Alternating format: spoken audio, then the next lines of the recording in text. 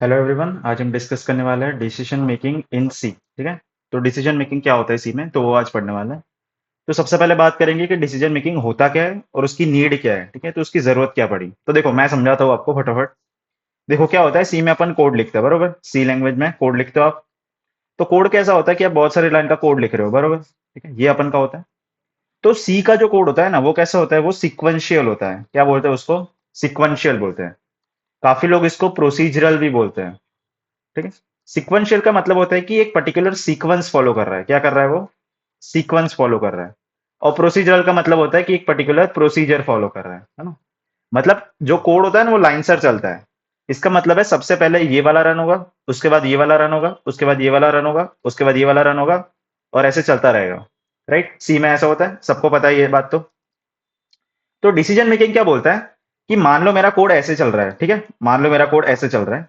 अभी इसमें से मेरे को है ना ये दो लाइन रन नहीं करनी। ठीक है, मेरे को ये दो लाइन रन नहीं करनी। मेरे को ये दो लाइन तभी रन करनी है जब एक पर्टिकुलर कंडीशन फॉलो होती है। अगर कोई पर्टिकुलर कंडीशन फॉलो होती है तभी मेरे को ये दो लाइन रन करनी है। तो जब ऐसा कोई केस है ना, तब आपका डिसीजन मेकिंग काम में आता है। डिसीजन मेकिंग काम में आता है, समझ में आया? आपने फ्लो चार्ट के बारे में पढ़ा होगा, राइट। तो फ्लो चार्ट में क्या होता है कि अपन कोई भी डिसीजन लेते हैं। तो कोई भी डिसीजन अगर सही है तभी अपन कुछ रन करेंगे, तभी अपन कुछ प्रिंट प्रिंट करेंगे, समझ में आ रहा है? तो ये भी एक डिसीजन मेकिंग ही है ना। ये कंडीशन फॉलो रही है तभी ये रन करेंगे। ठीक है। तो यही डिसीजन मेकिंग का कॉन्सेप्ट है। ठीक है। तो देखो पढ़ो क्या लिखा है। डिसीजन मेकिंग, ठीक है, इसको कंडीशनल स्टेटमेंट भी बोलते हैं। ठीक है, याद रखना, कंडीशनल स्टेटमेंट भी बोलते हैं। Are used to control the flow of the program. ठीक है, फ्लो फ्लो का बात की ना मैंने। अपन का जो नॉर्मल फ्लो है वो सीधा होता है। ठीक है, नॉर्मल फ्लो कैसा होता है? सीक्वेंशियल होता है। बट डिसीजन मेकिंग से मैं क्या कर रहा हूँ? फ्लो को कंट्रोल कर रहा हूँ, समझ में आ रहा है? फ्लो को कंट्रोल कर रहे हैं अपन। ठीक है, तो use to control the flow of the program. It defines which part of the program is executed. Which part of the program, इसका मतलब है कौन सा पार्ट एग्जीक्यूट हो रहा है, वो कौन डिफाइन करता है? कंडीशन। ठीक है, मतलब कंडीशनल स्टेटमेंट्स। समझ में आ रहा है कि ये कब एग्जीक्यूट होगा? जब एक पर्टिकुलर कंडीशन फॉलो हो रही है। ठीक है। फिर it takes one path if the result is true, otherwise it takes another path. ठीक है, तो मैंने यही बात की कि आपका जो वो क्या बोलते हैं, फ्लो चार्ट में जो डिसीजन मेकिंग था, तो अगर आपका ट्रू रिजल्ट आता है तो एक पर्टिकुलर कंडीशन, तो एक पर्टिकुलर पार्ट रन होता है। और अगर आपका फॉल्स रिजल्ट आता है तो एक पर्टिकुलर कोड रन होता है। ठीक है, ऐसा होता है ना। तो बस वही बोला इसने इधर। It takes one path if the result is true. ठीक है, अगर सही है तो एक पाथ लेगा, वरना अनदर पाथ लेगा। ठीक है। फिर देखो क्या लिखा है उसने। It uses relational operators to divert the flow of the program. ठीक है, रिलेशनल ऑपरेटर्स आई होप आप सबने पढ़े हैं, जो ऑपरेटर्स पढ़ रहे थे अपन लोग। तो 6 टाइप के रिलेशनल ऑपरेटर्स होते हैं। Less than, greater than, less than equal to, greater than equal to और नॉट इक्वल टू, राइट। और ये इसका सब पढ़ सकते हो। ठीक है, मैंने ऑपरेटर्स वाले वीडियो में ये सब समझाया है।